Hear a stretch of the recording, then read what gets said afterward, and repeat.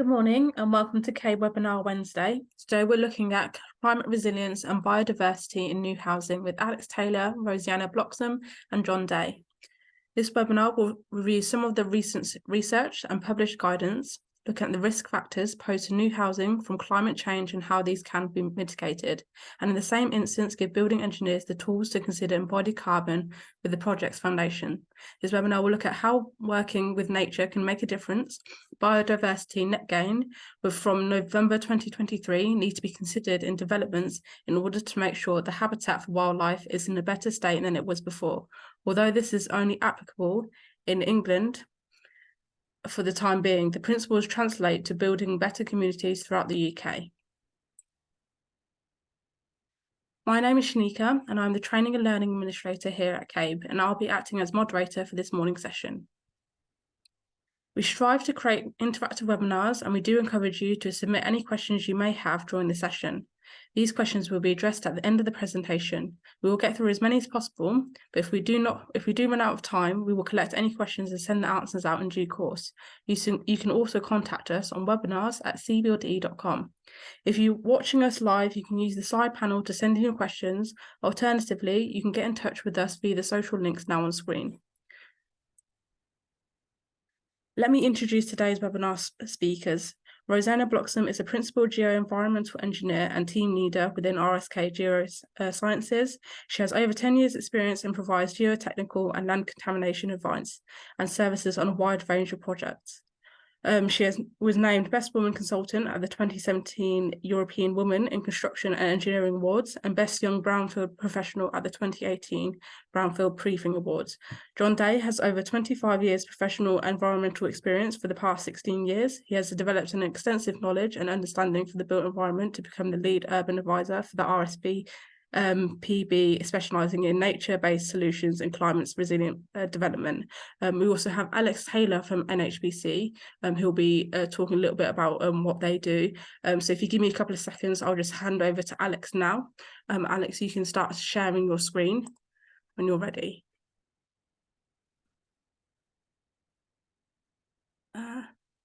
You're on mute. Hello, yes, you should be able to hear me now. Can you hear me? Yes, I can hear you now. Oh, good. I can also see Rosanna nodding her head. Yeah, so firstly, a slight apology.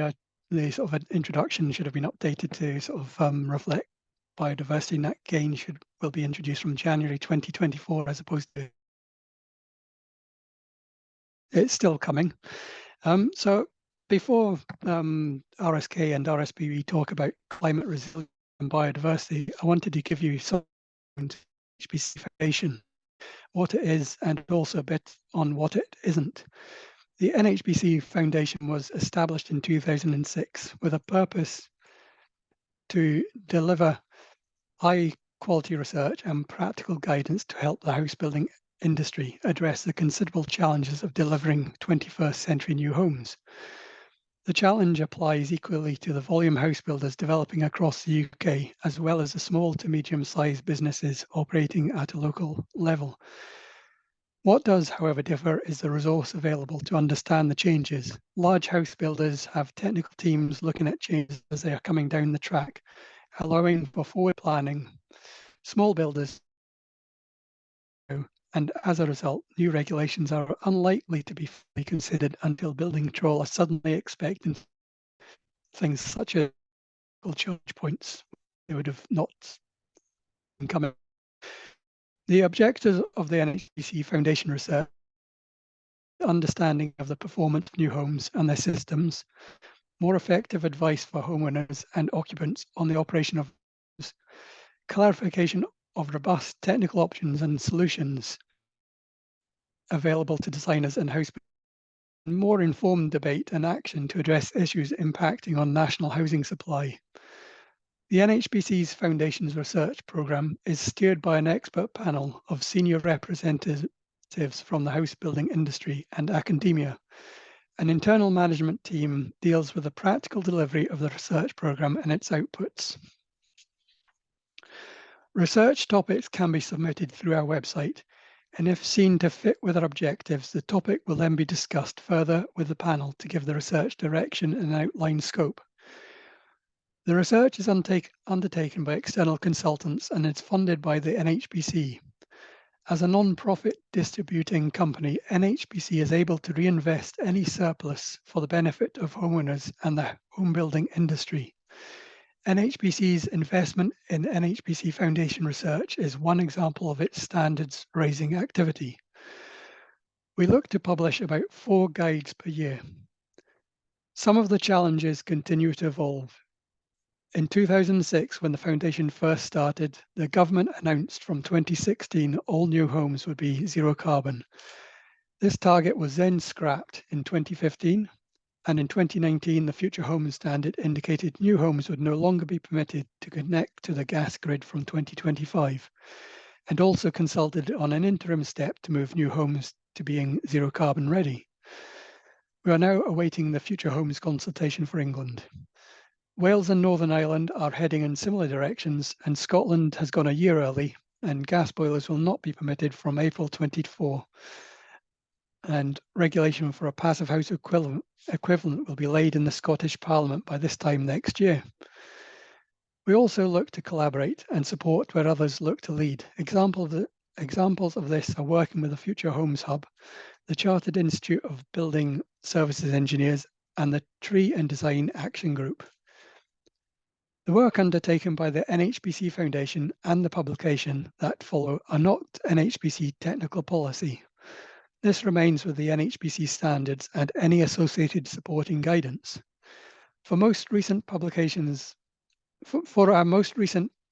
on hazardous ground gas, we had a few challenges on this, with a few in industry assuming this was now NHBC's requirements for warranty. In some instances, our publications will identify areas where risks are not currently being managed appropriately and are evolving due to climate change.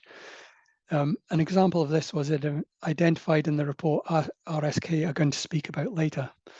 We then look to how we can manage these emerging risks in order that we can continue to protect homeowners.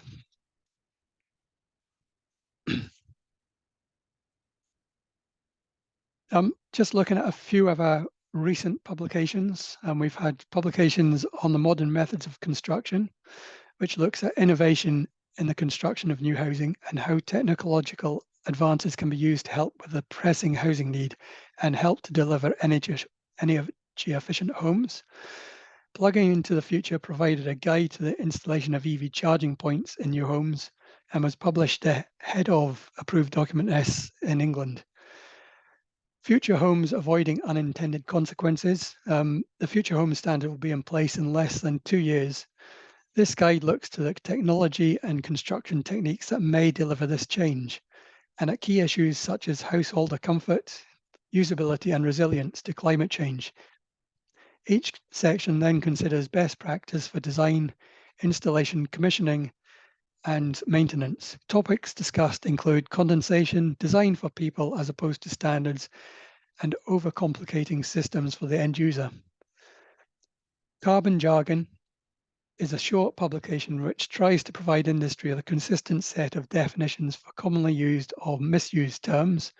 The guide is intended to be a resource for planners who set carbon and/or energy requirements outside of those covered by building regulations, and lets both planners and builders understand what is meant.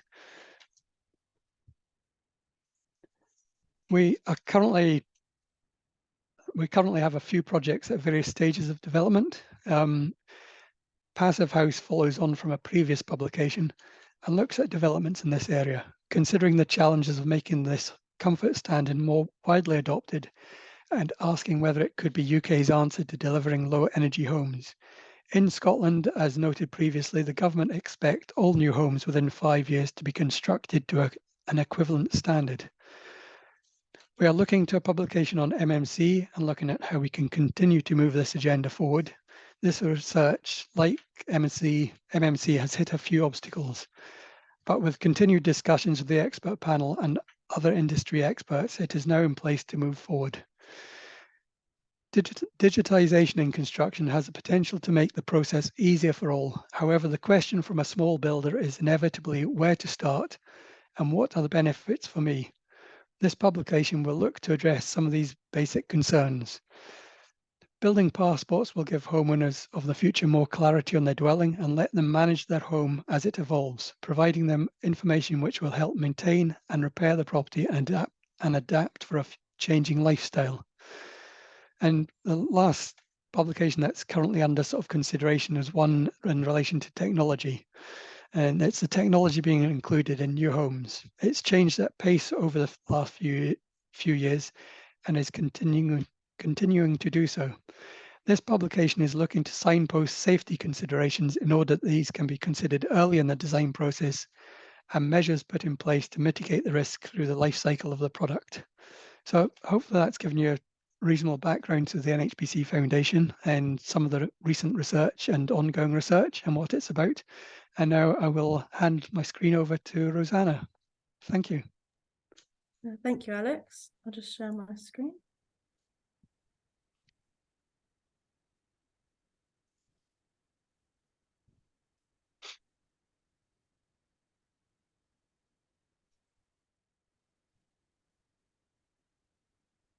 Well, hopefully you can all see the screen. I can. Yes, I can see you nodding. Thank you. So in this section, we're going to be looking at the foundation solutions future-proofing against climate change. RSK was appointed by the NHBC Foundation in September 2021 to review the implications of climate change on foundation solutions. This presentation is providing an overview of the resulting NF93 document, which was published in February 2023. During the presentation, we'll provide a background to climate change, a brief overview of potential geohazards, followed by options for reducing carbon in construction, and then finally a quick look at carbon calculators. So firstly, why should we consider climate change? The most recent reference period that we can use to compare is 1991 to 2020. The State of the UK Climate 2022 report contains a number of statistics and trends associated with the climate in the UK, some of which are presented on this graphic. The key points to note are the UK climate continues to change. Temperature extremes are changing much faster than average. Recent decades have been warmer, wetter, and sunnier than the 20th century. The 2022 leaf-on season was 7 to 16 days longer than average due to an extended spring and autumn. And climate change is likely to result in more intense or extreme weather and significant weather events with a higher likelihood of heat waves, flash floods, and droughts. This slide demonstrates temperature and rainfall predictions for the UK from the Climate Risk Indicators website. It's based on the UK CP18 data for RCP 8.5 and the far future, so to the 2080s. So it can be thought of as a representative worst case at this stage. All areas of the UK are projected to experience warming, with warming greater in the summer than the winter. The figure shows that southern England is projected to warm more than the northern regions of the UK. In terms of precipitation rainfall, patterns across the UK are not uniform and vary on seasonal and regional scales, and will continue to vary in the future. Average rainfall is generally expected to increase in the winter months, but reduce in the summer months. In terms of annual rainfall, you can see the predictions are very different from wetter conditions anticipated in the northwest of the UK and drier conditions in the eastern and southern regions. Wetter winters could result in operational and program challenges for preparing sites for construction and the construction of foundations. The need to mitigate and adapt to climate change to ensure sustainable development outlined within the National Planning Policy Framework for England. There are similar statements to this for Scotland, North Wales, and Northern Ireland. There is also a need to include climate change effects and documentation of a variety of standards and guidance. These are just a few examples from the NHBC, BSI, Innovate UK, and the UK Green Building Council. Over the centuries, designing foundations appropriate to the proposed structure and ground conditions has been one of the biggest challenges faced by engineers. The impacts of climate change add an additional element of uncertainty that must be addressed. If we have to address these climate change problems, what are the known risk factors and how can they be mitigated? Climate change has the potential to impact existing buildings and foundations of new buildings. Some of the risks we need to consider are an increased potential of subsidence and heave, i.e. shrink swell, due to changes in soil moisture, temperature, and tree canopies, flooding and erosion due to more intense rainfall and rising sea levels, cracking and deterioration due to thermal expansion and contraction of materials, increased risk from mining and natural ground hazards. Within the NHBC NF93 report, the issues listed on the slide were identified relating to climate change impacts on foundations. Due to the limited time frame, we cannot look into all of these, so we'll be focusing on the 3 in blue. There are further details and solutions on the other impacts in the NHBC report. Research related to the impacts of building design and construction is still ongoing, and it's anticipated that updates to current standards and guidance will be required to combat the current and predicted future effects of climate change. One of the likely implications of weather variations resulting from climate change is that longer, hotter summers will increase the desiccation depths of clay soils, leading to shrinkage. Warmer, wetter winters can also cause a rebound of soil moisture levels, leading to swelling. The photos shown here are just a few examples of the effects to existing buildings. BGS research into climate change effects on groundwater recharge predicts that a greater amount of recharge will occur in a shorter period of time, i.e. shortening the recharge season from 5 to 7 months to 3 to 4 months, thereby exacerbating the shrink soil effect that we already see today. It is envisaged that the effects of climate change will lead to increased damages experienced by domestic property owners, ranging from minor sticking of doors and windows to cracking of walls. For the design of new buildings, it's unclear whether the more significant risk will be associated with the increased desiccation of clay soils or the reduced desiccation close to trees and dieback resulting from drought conditions. Further research is required to establish if changes are required to the NHBC standard section 4.2 to provide resilience to climate change. Foundations for new buildings in sensitive areas may require to be deeper than the currently specified in the NHB standard. For example, 1 metre depth of soils in a high volume change potential. Impact on vegetation stress and potential risk to buildings is less certain, but with an increased emphasis on increasing canopy cover and greening the urban environment, we may require a review of the current guidance of sitting of trees. Experimental work has been undertaken with injecting cohesive materials with geopolymer to fill gaps and reduce shrinkage, but we haven't seen the final results of this one yet. The images shown here show whether it's improbable, possible, or probable that foundations will be affected by clay shrink swell due to climate change. These were from the BGS Geoclimate UK CPA team, and they're available freely on the internet. The map on the left shows the 2030 compared to 2070 on the right. Moving on now to washout-induced damage. The photo here shows fluvial washout-induced damage in Newcastle.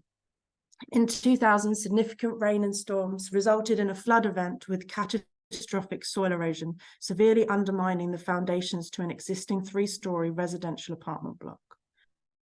The concentrated surge of floodwaters induced the washout of a substantial thickness of soil beneath one side of the structure, exposing large sections of the piled foundations supporting the building. The structural inspections that followed rendered the stricken building unsafe and likely unsalvageable given the extent of the damage. The piled foundations, whilst no longer servable, may have prevented the total structural failure and the potential loss of life. Climate change is likely to result in warmer, wetter winters, bringing increased rainfall over a longer period of time. In addition, we're likely to see an increase in extreme weather events. The main factor in the above event was that a culverted river was not large enough to cope with the additional flow. A potential solution for this could be to bypass areas of overland flow, including reinforcing areas to help prevent erosion. In addition, hydraulic modelling of drainage systems and water courses in areas subject to flash floods. SEPA has published a flood risk, future flood map for Scotland, but these currently aren't available yet for England. The BGS conducted a case study on the impact of sinkholes on properties in Ripon. This is one example of the in the picture shown here. In 2014, the formation of a surface sinkhole approximately 10 to 11 meters across, causing a 0.7 vertical displacement induced by the dissolution of thick gypsum deposits beneath the area. The sinkholes were likely caused by continuing dissolution within the subsurface, surface water infiltration, and seasonal fluctuations in groundwater. These features are highly susceptible to increase in areas where the geology is susceptible to dissolution. This is due to the predicted increase in rainfall and an increased number in the intensity of extreme rainfall events. In a similar way, historic mining hazards are likely to be exacerbated by the increased rainfall. To combat this issue in new structures, consideration should be given at design stage for the inclusion of preventative and mitigating measures. Considering a worst-case scenario of a total collapse of a structure, one solution example would be adding reinforcement to reduce the risk of differential settlements. A common aspect of the mitigation of climate change impacts is to deepen traditional shallow foundations. This will increase the embodied carbon in concrete at the same time, so the construction industry needs to reduce emissions as part of the drive to net zero. So the NHBC report also considered low carbon options and tools for calculating embodied carbon for foundations, which we're going to summarise here. PAS 2080 is the world's first specification for managing whole life carbon in infrastructure, originally released in 2016 with an updated version released in April this year. This document is designed to help organisations understand their project-related carbon. It also includes the carbon reduction hierarchy, very similar to the hierarchy of control used in risk assessments. It says to avoid, switch, or improve in order to deliver the lowest carbon development possible. Embodied carbon is the amount of greenhouse gas emission associated with the production, transportation, and installation of a material or product. It is calculated by multiplying the material quality by the carbon factor. There are various databases available for obtaining factors. However, some of them would need to be calculated. The best time to calculate is in the early design stages, as this will allow you to make changes in light of your assessment. There are a number of carbon calculators available. The most relevant tools available are summarised here, but it is acknowledged there are some gaps in the tools we have available. Several are available for the whole life cycle assessment, for example, EC3, One-Click LCA, and the iStruct-E carbon tool. These tend to focus on the above ground design, but foundation tools are available for incorporating. Others were developed for specific types of non-housing development, for example, the highways tool and the EA's carbon planning tool for flood alleviation projects. In terms of carbon tools specifically designed to look at building foundations, the EFFC DFI tool was designed to allow contractors and commissioning organisations to assess the CO2 emissions of foundation and geotechnical works. However, it needs very detailed inputs, so can only really be used at detailed design and construction phase.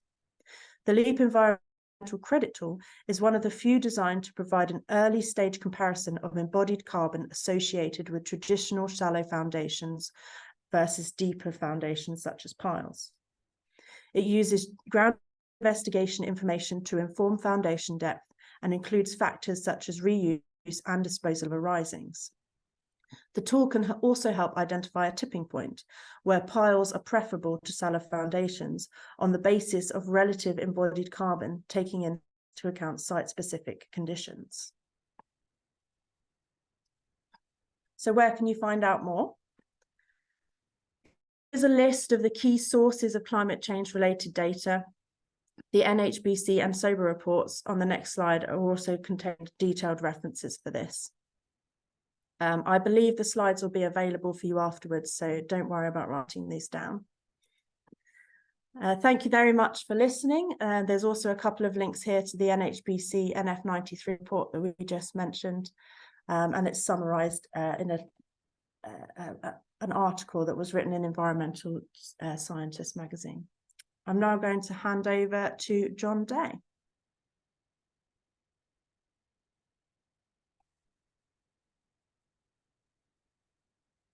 John, are you there? Sorry. Okay. Yes, I'm there. Hopefully Thank it'll you. work.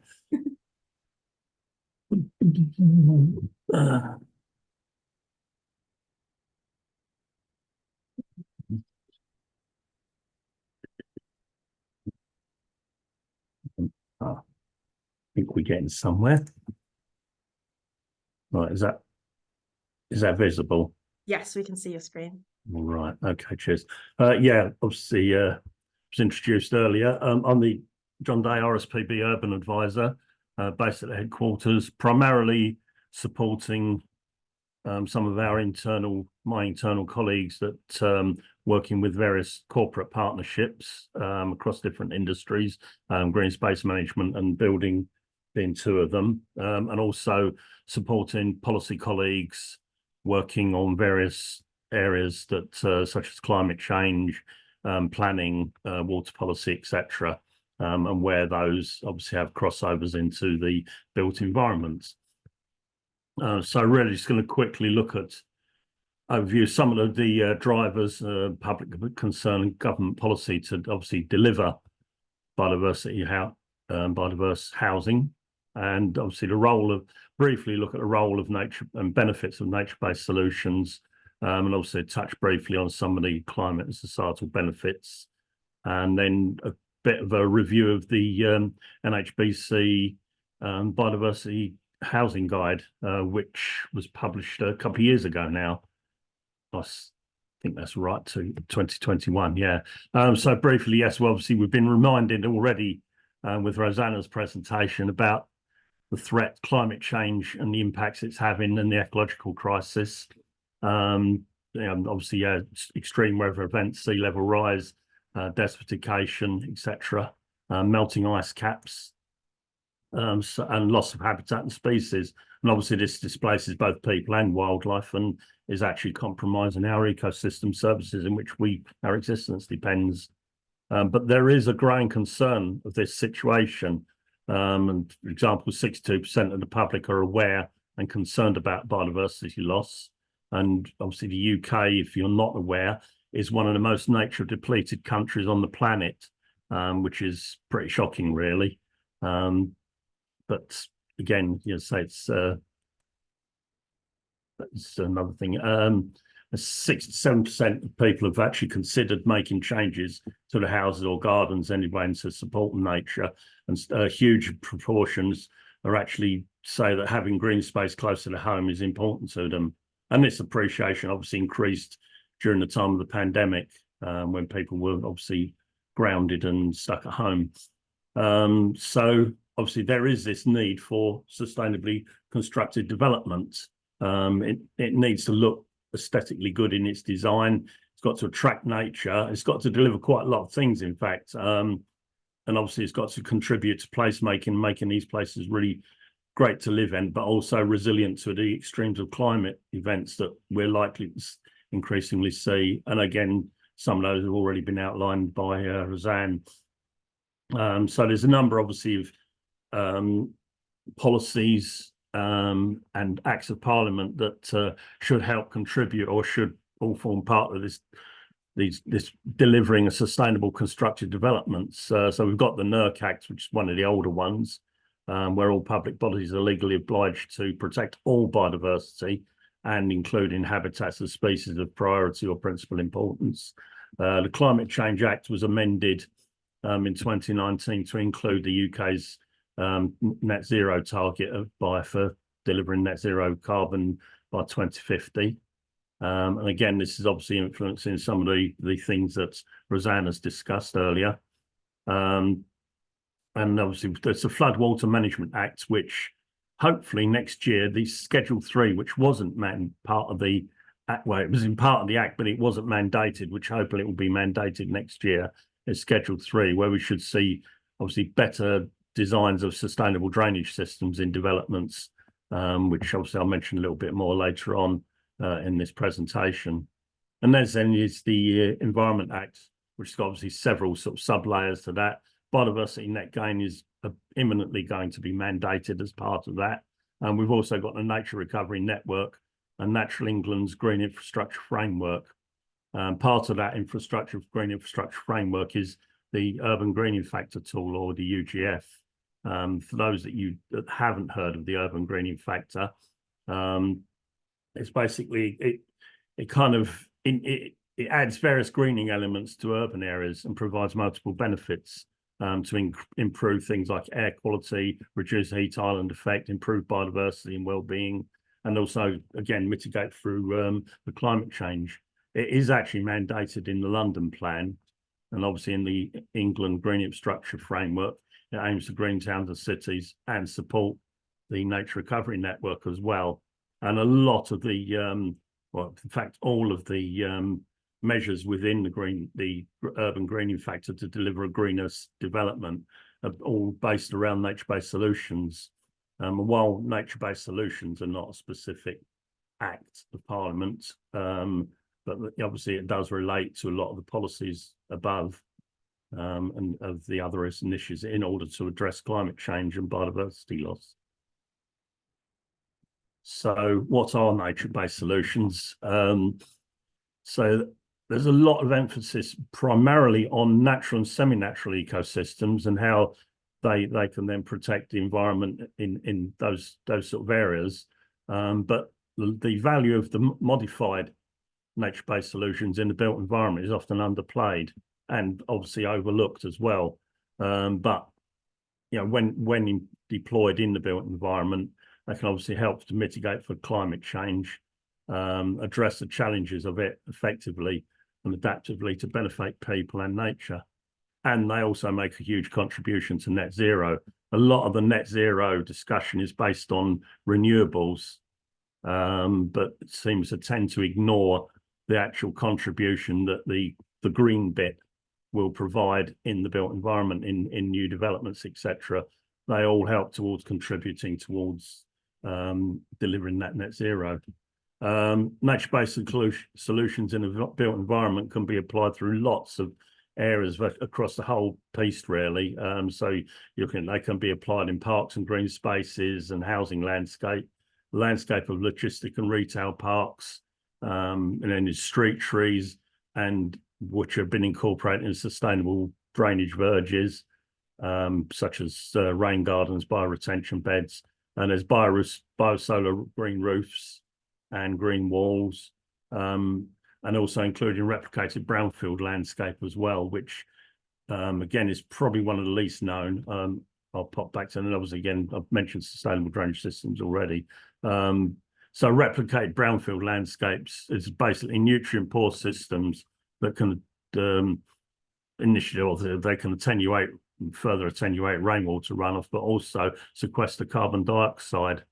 And one report suggests that even if just 1% of urban and suburban soils, which is estimated about 120 square kilometres, could actually sequester about 1 million tonnes of CO2 per year, removing it if that's at a depth of, so that's things like crushed concrete to a depth of 10 centimetres can potentially remove 1 million tonnes of CO2 a year from the built environment.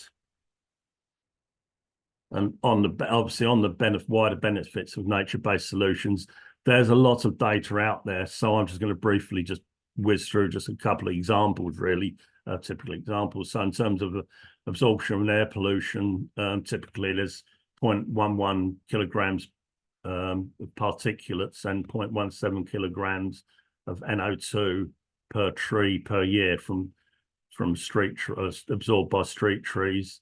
Obviously, it sequesters carbon, particularly 5.5 kilograms per year for street trees, and also in green spaces, about 0.2 kilograms a square metre per year.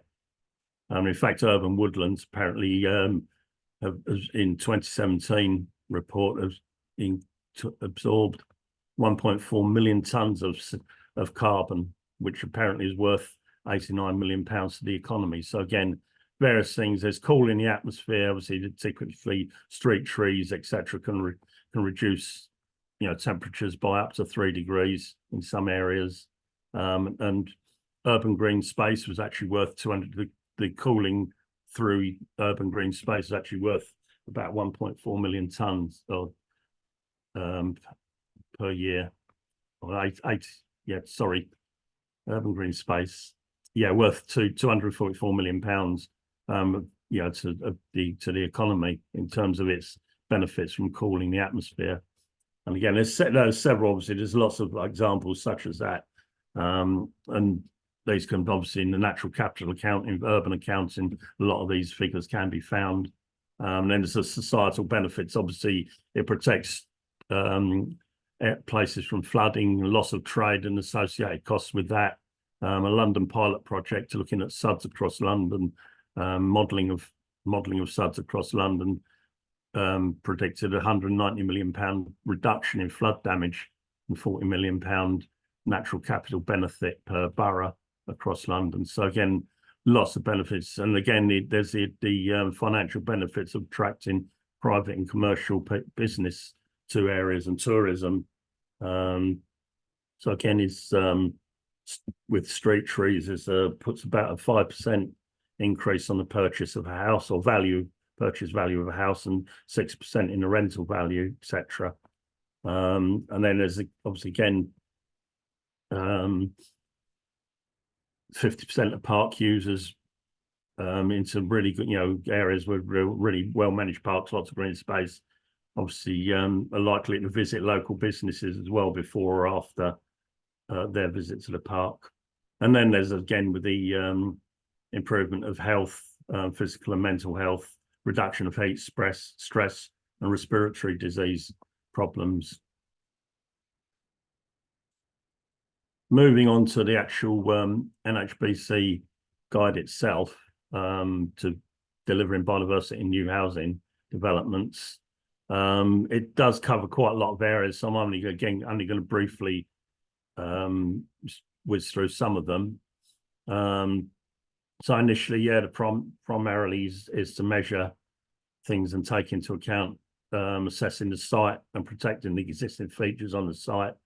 And obviously, at least although lots of local authorities have already been applying net gain from early next year, net gain in England at least will be mandated. So again, it's applied in net gain metric of avoiding mitigation or applying the mitigation hierarchy through that.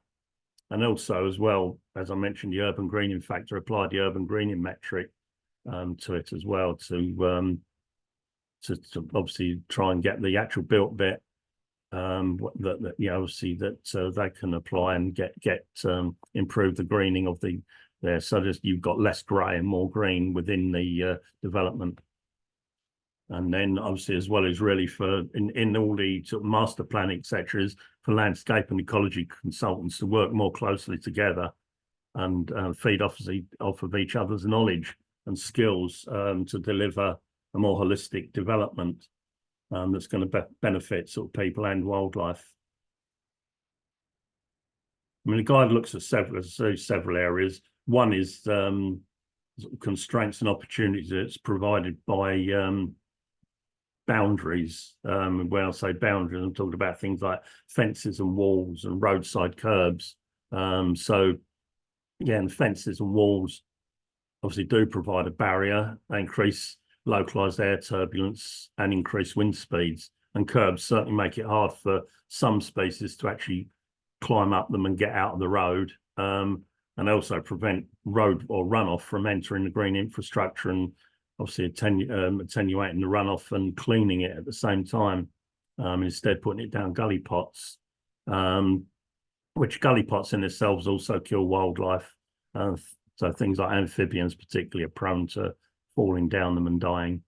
But obviously there's lots of opportunities available to actually utilize these features to provide connectivity and just adapt them.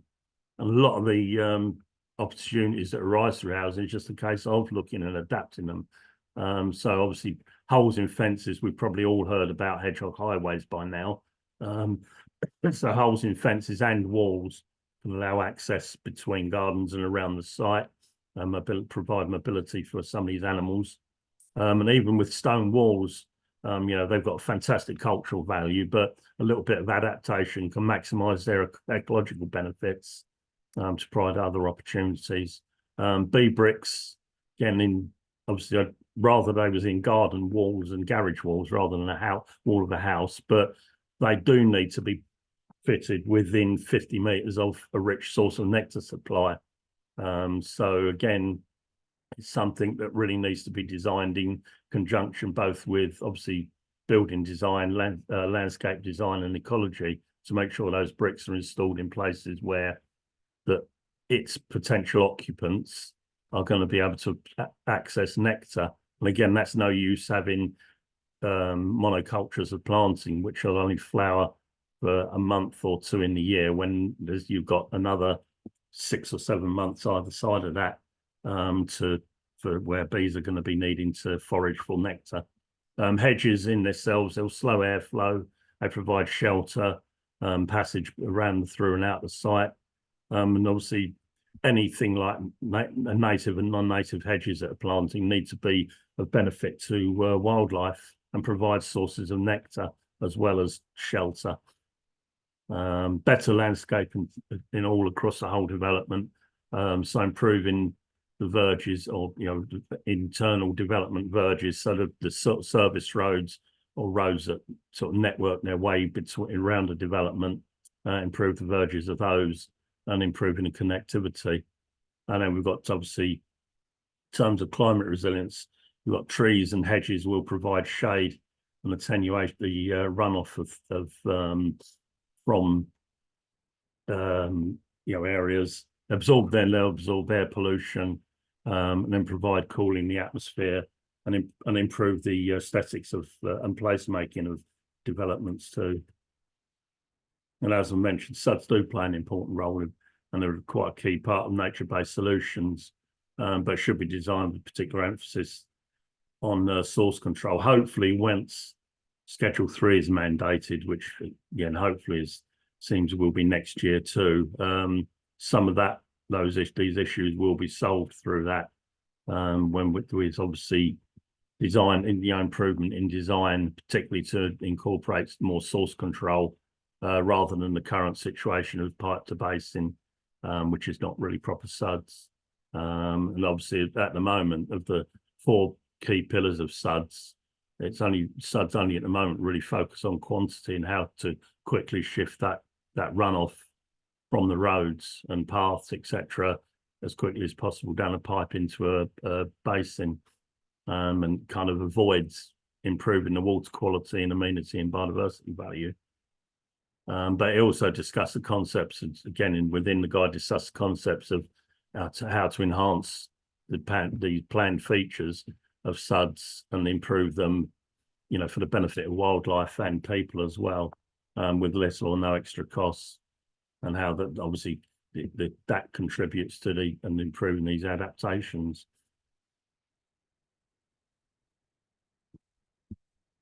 And then obviously it covers planting as well, and considers this sort of thread and narrative on nature-based solutions and how to reduce the negative effects that are being had on biodiversity and climate change.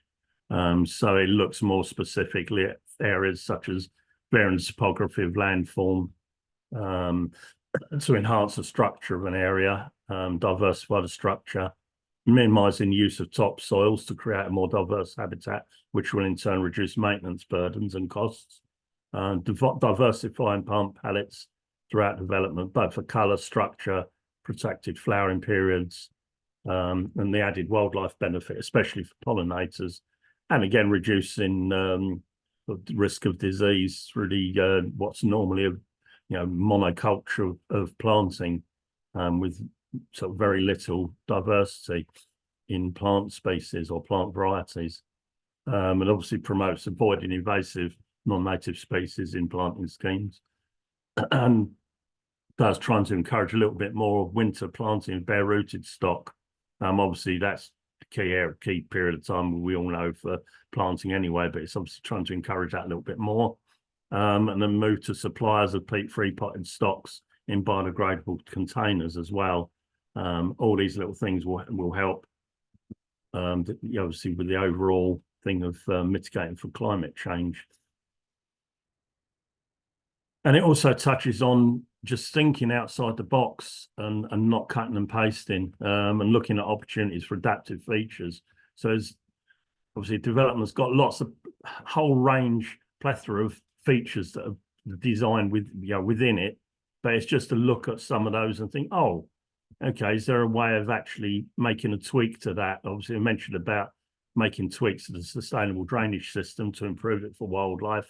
But then there's lots of other concepts utilizing dead wood. Can some of it be utilized as formal art features within a flower-rich border, creating butterfly and beetle banks and hibernaculars? Some of these have to be put in. How else can you sort of put more multiple benefits with them to them? And then obviously I've mentioned replicating brownfield habitat through recycled demolition materials and other nutrient poor substrates. Then raised planters, adapting a raised planter that it can be used by solitary bees. Instead of using solid retaining walls, things like crib walls or gabions, again, which can be enhanced with planting pockets or encouraging providing areas within it for hibernation by amphibians or reptiles.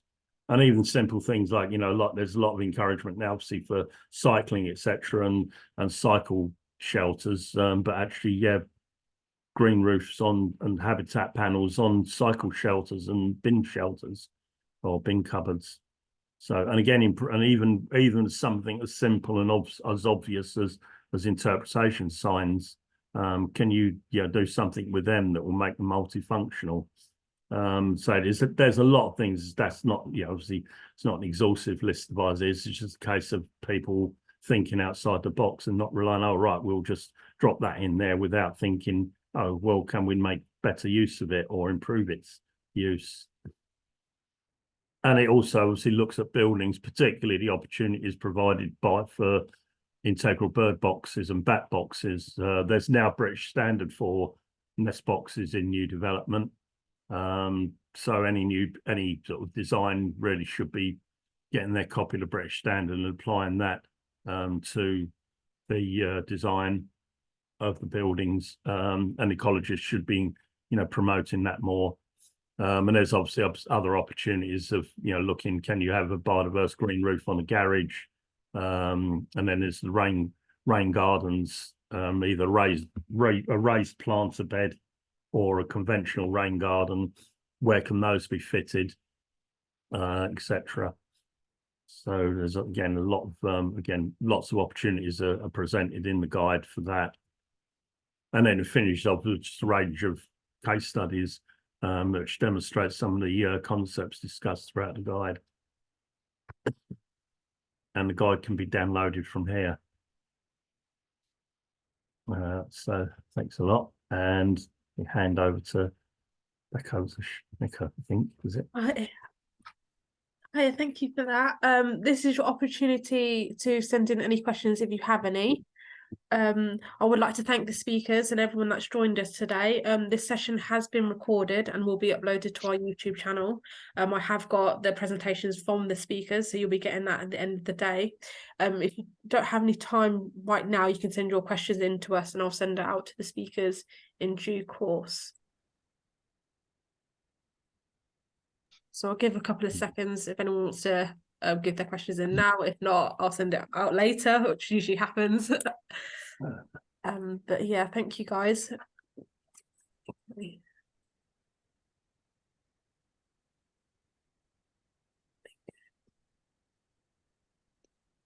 Okay, everyone. So with that, I'll wrap up and thank you again for your time. So